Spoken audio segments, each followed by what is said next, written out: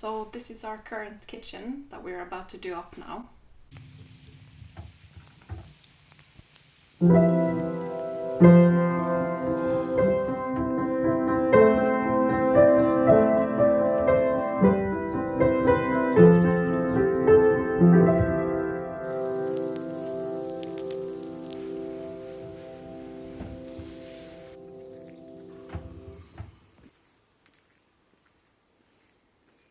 It's an IKEA kitchen from 2008 and it's in pretty good nick.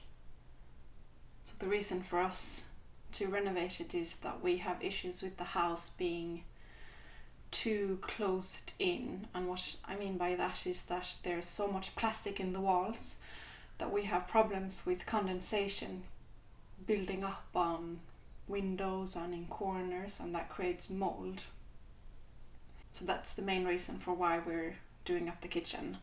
The other reason is that the walls are very cold, they're poorly insulated, and the floor is extremely cold. I think we measured that this winter it was around 0 degrees at some point. There used to be a working fireplace here and a chimney. That has been closed off and we are planning to open it up now. We will also put in a cast iron kitchen stove here and an Aga cooker that we bought.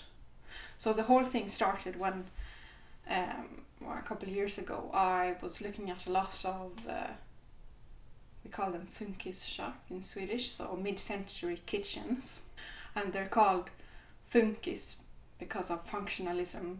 They were meant to be very functional in how they work, that the surfaces are even, so they don't have any ornament on them, so that would decrease the work that the housewife had to do at home. So I was really getting into those type of kitchens and I liked the way they looked. When we bought this house I was really starting to get into it. We then started to collect cabinets from that time area. Then our current appliances started to break down. First the fridge and freezer, and then the oven broke as well. I tried to repair the oven, but I couldn't because it was a whole piece, so I couldn't take out the parts that I needed to take out to replace the underheating that was broken. So we then started to look into other stoves more and more, and I was getting into Agas, and then an Aga came up on a retail site, a second-hand Aga. So we went there and we bought it and we took it apart. And then we sort of felt that now we have the cabinets, we have the Aga, we have a new fridge and freezer, so we might as well just do up the kitchen as well. And then it escalated then into us wanting to do the floor and the foundation and the walls, so that it would get warmer and so that we would have a better quality of air in here as well. So in Sweden we talk a lot about Byggnadsvård, well not everyone but some people do, and eco-bygg, and it's kind of diffuse what goes into those categories, but I'd say that most people would agree on that Byggnadsvård is a way of thinking that the house you have you should try to keep in a well state so that it can live on for a long time, and that you should use sound materials and respect the cultural heritage that comes with the property that you've got. And then eco-bygg is more of a maybe modern way of thinking, in that when you build houses you should try to use systems and materials that really are good for the environment.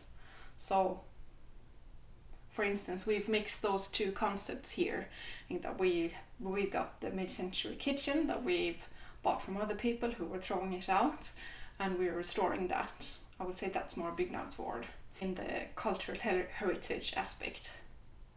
But then we're also doing walls in clay plaster, which wasn't common during the mid-century. You would usually see walls with ordinary plasterboards, but we're doing it in clay instead because it's better for the environment and it's so much cheaper for us since we can do it ourselves and we can dig it up ourselves and everything. So it will be cheaper for us in the long run, and it has capabilities of taking in moisture and then releasing moisture as well, which we also like. So we're not strict to one of these concepts, we're kind of mixing them together. And as you can see, the kitchen that we have now is not original, and in many ways the cultural heritage in this house is already gone. There are some things that are original that we will really want to keep, like we have some wooden floors that are gorgeous and we'll keep them. But in this room everything has been redone. There's no original windows, there's no original floors, the roof isn't original, the lighting, nothing. We're hoping the chimney is in good condition. So that's the reason for why we're doing up this kitchen. Det var klart.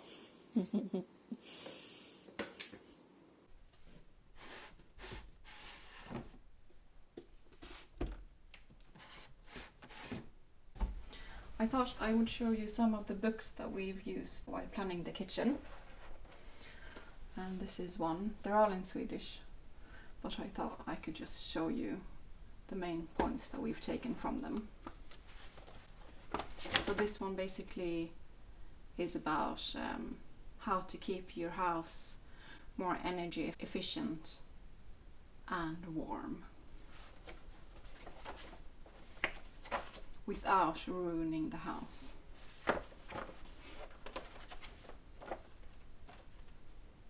There's quite a lot about insulation materials, and we will be using 3 different ones. We will be using a glass product that looks like this.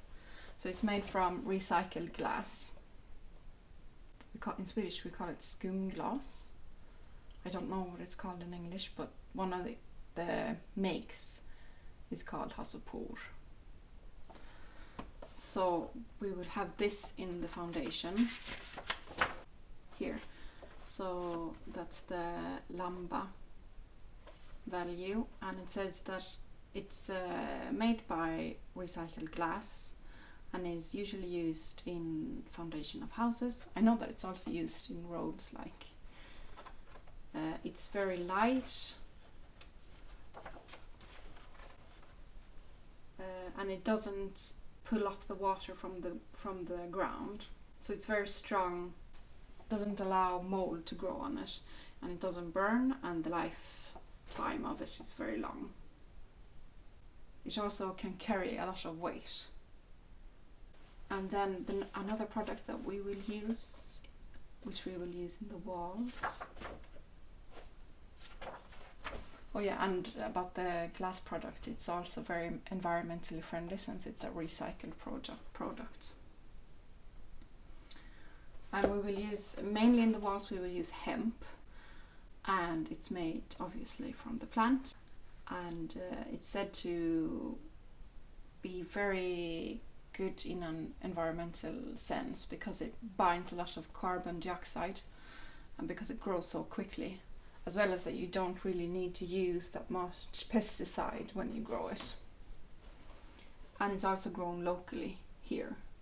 You do have to look into if there's plastic, because sometimes people mix in plastic to make it easier to handle, but you can buy the type that doesn't have plastic in it. It doesn't burn very easily. It's very good for insulating, so it has good insulation qualities as well. And then behind the Aga we will use sheep wool insulation, and that's because it's very, very fire resistant.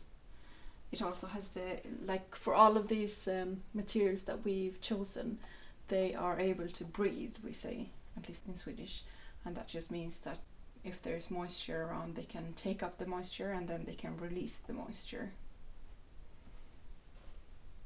Like if you imagine a plastic bag and if you were to breathe into a plastic bag, the condensation from your from the air that you evaporate, that would stay inside the plastic bag, so it wouldn't be able to move through the plastic, whereas in these materials it would move through and evaporate on the other side. So that's one of the main qualities that we really want.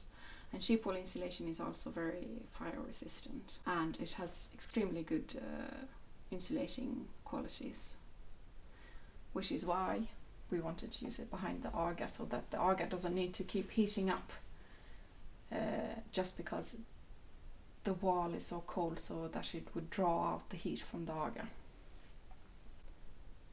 We've bought the sheep wool insulation that's been treated, and it hasn't been treated by chemicals, but it's been treated through some kind of reaction with electricity, I think, so that insects that usually like to live on sheep wool wouldn't be able to live off it.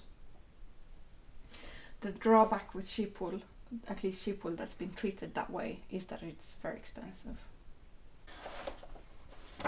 And this table just shows you the lambda value for the different insulation materials, and the lower the lambda, the better the insulation. So this is the glass, recycled glass material. It's a little bit higher, which you basically compensate for by having a thicker layer. This right here is the hemp, and then here is the sheep wool. So they're all low. And then another consideration to have when you're choosing insulation material is to choose something that also will, as I said, breathe, but also if it gets a little bit damp, that it still has good insulation qualities. And then we have this book, which shows kitchen and bathrooms from 1880 to 2000 and how they were typically built. I love this book. So here we have some photos from a 1940s kitchen with the taps and the different kitchens. Here's another one.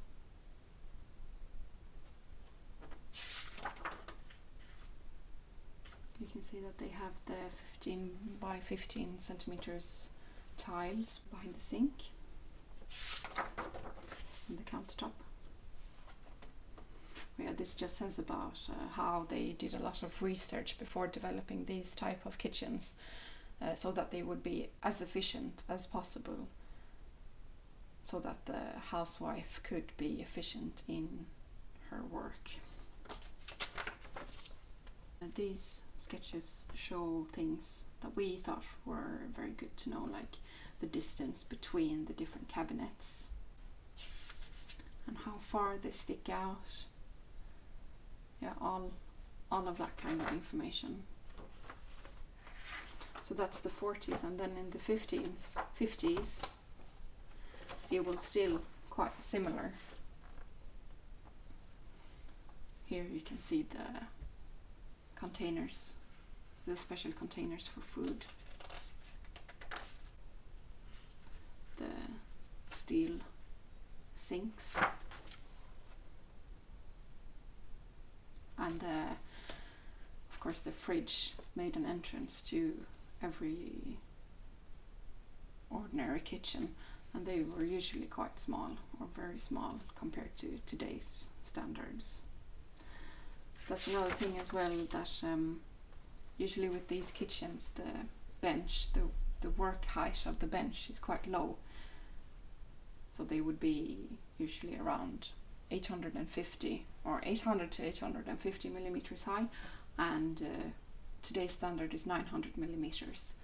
So when you do up this type of kitchen, you would usually add a little bit of height.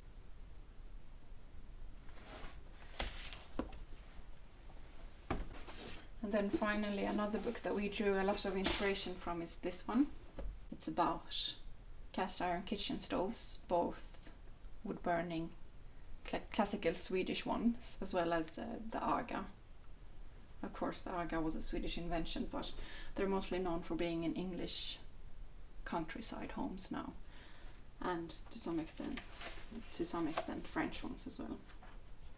So I bought this book originally because I wanted to read about the Swedish classical cast iron one, since we've got one that I renovated now. And it does have quite a lot of information about it, but mostly I would say this is a book for inspiration. So it says a little bit about the history of the cast iron stove. It also shows like how it functions and how you keep it in good trim. There's also a small segment on restoring a cast iron stove.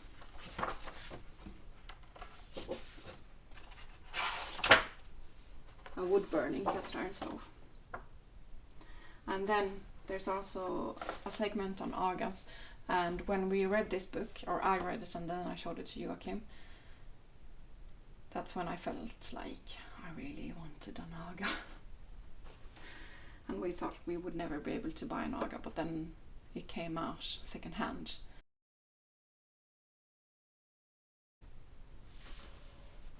So this is the traditional type of Aga. It would be solid fuel. And the one we've bought is electrical. Says a little bit about the history as well. Here, I thought this graph was interesting as well.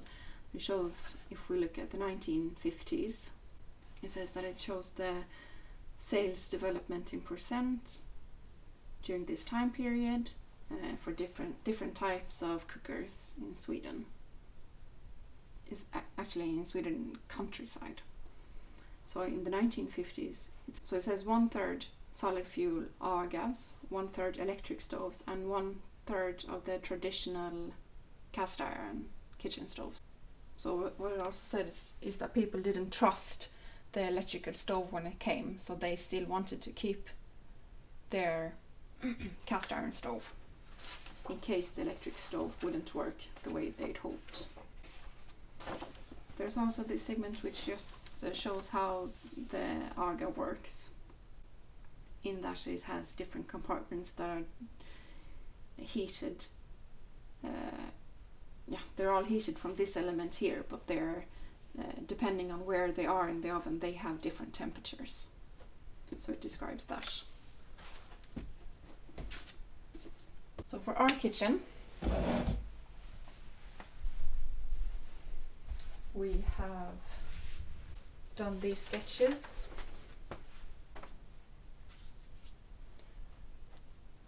By hand. So I've measured everything so that it should be accurate. This is the Aga, and then we have one cabinet here with drawers and that. We have a baking table as well. And then we have the upper cabinet, which the glass containers for storing food. And then here there's this part. So with the window, actually the window should be a little bit more to the right because it's supposed to be above the sink, which is here.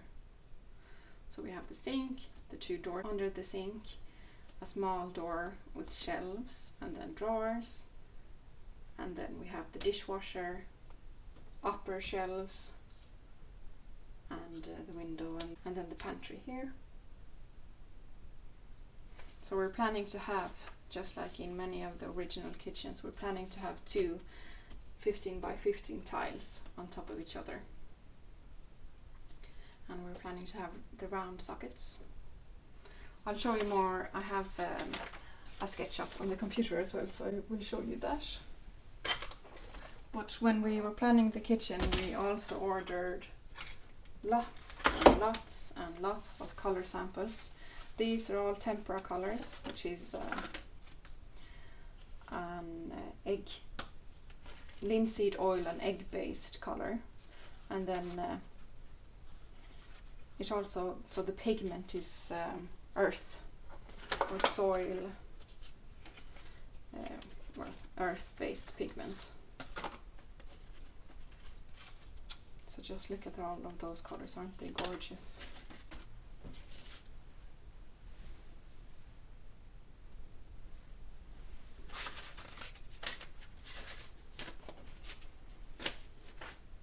We also have lots of color samples for the tiles. This is one make, and then this is another make.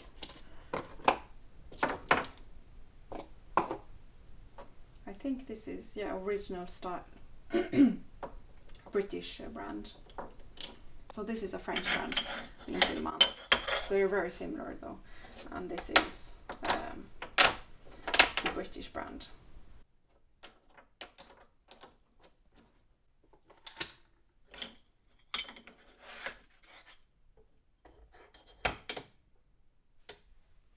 What we decided on for the tiles is that we want a more checked pattern with the red.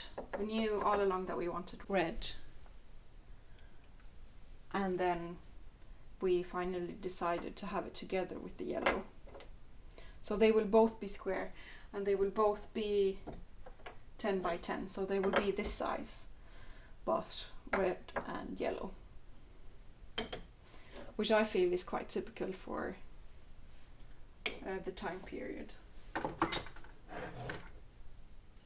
And then for color, we've decided on this yellow, green, brass-ish color, and this one together with it. So we'll have, on the lower cabinets, we will have this color here and here, and then on the walls and on the upper cabinet we will have this color, which is kind of red orangey pinkish. They look very different in different lighting as well.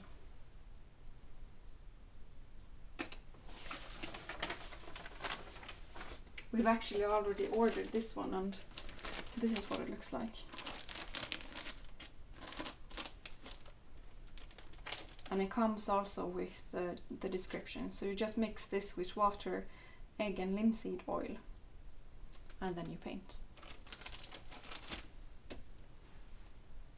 I made this mood board, well, half a year ago from now. We have the inspiration here with the yellow, and then we also have the other color, which is a bit more pinkish. And then you can see the handles on the drawers that we also want to make for our drawers, that we think are really nice. And then there's also the glass containers for food that we will also have in our kitchen. And we will have this lamp, Bernadotte, and the round sockets. Of course we'll have the Aga, but we'll have 2 oven Aga, so we won't have 4 doors, we'll only have 3 doors. And the bottom left door is where the electrics is, so we'll have the 2 ovens on the right. Underneath the Aga there will be this pattern on the tiles, and we'll have the wood burning stove as well. We originally thought that we would want a narrow one, but then we went to look at them and they weren't really our style, and then we also thought that it would be nice with an oven, so we got the one that we have now instead. We plan to have the window above the sink and the shelves. We will have a different type of a window, and then we hope to make a nice cabinet for next to the stove. So here is our drawing on SketchUp for the kitchen. As you can see, we'll have the sink underneath the window that you saw before as well, and we'll have the litter boxes beneath the sink and the drawers to the right, and then the dishwasher and the pantry. There will be doors by the pantry as well. Joachim will have his coffee station above the dishwasher, and we'll have shelves running across the wall. Swivel, swivel, swivel. And now you can see the other side of the kitchen. Let's see if we can zoom in. They didn't have the 15 by 15 white tiles on SketchUp, so I put the smaller ones in instead. We'll have drawers next to the Aga on the right as well. And then we'll have cabinets with doors here, which will hopefully have drawers in them as well that we'll build ourselves. We'll make the countertops ourselves as well, hopefully. We'll have our baking station here, and then the upper cabinetry, which I haven't drawn into SketchUp yet, but it will be located here. And then the hood we'll build ourselves as well. And then you can see the lamp.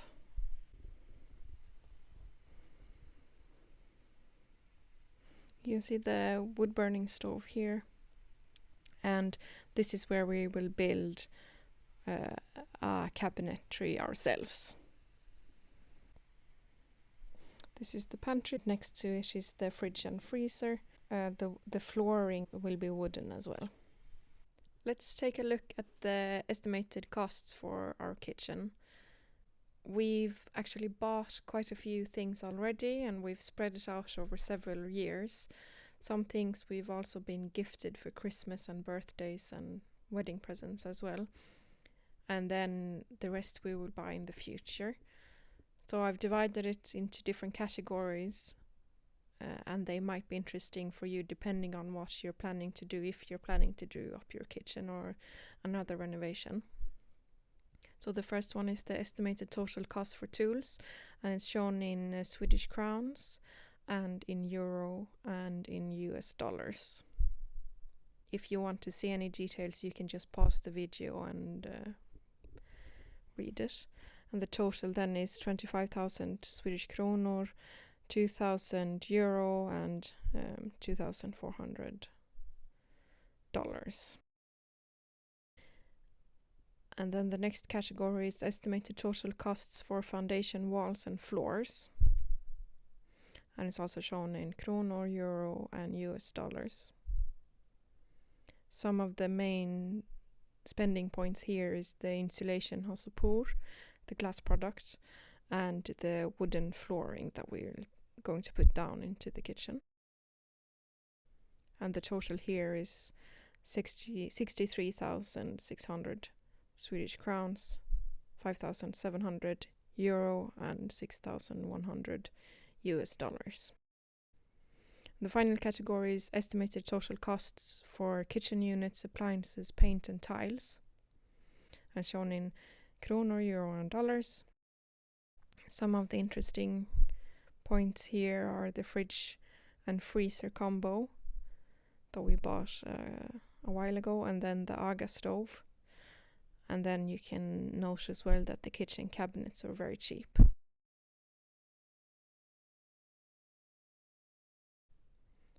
And the total is 75,000 kronor, 6,700 euro and 7,200 US dollars.